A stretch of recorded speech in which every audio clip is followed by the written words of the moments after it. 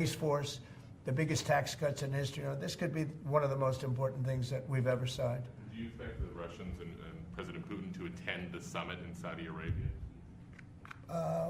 Eventually, yeah. Not quite yet. It's a little early. They're having a meeting in Munich tomorrow. Russia is going to be there with our people. Ukraine is also invited, by the way.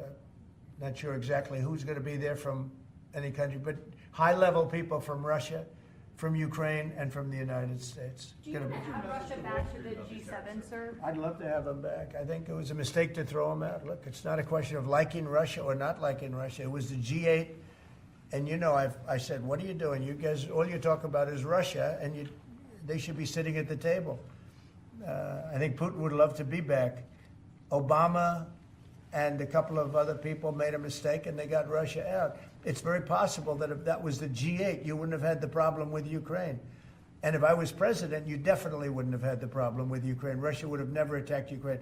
But you ask a very good question, the G8. It used to be the G8, and then these people threw them out. And I was arguing with Trudeau and with numerous of the people. Actually, Prime Minister Abe, a great man from Japan, agreed with me 100%, and some of the others did too. But I got there, it was the G7, as you know. They had already been terminated.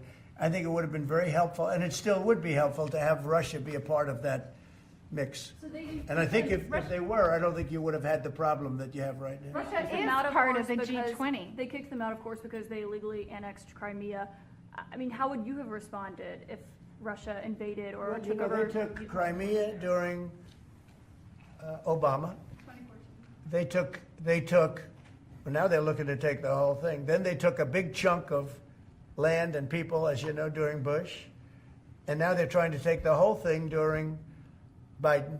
You know, the only one that didn't give them anything is Trump. They never took anything with Trump, nothing, not 2 inches of property of land. But Crimea was Obama. And then Bush gave them a lot, if you remember. And then, in fact, it's a sort of a standard little phrase, and Biden's giving them everything because this is a war that shouldn't have been had. And the only one that didn't give them anything is Trump. It's just the way it is. What's your message to Wall Street about these tariffs? So there's been some nervousness on Wall Street about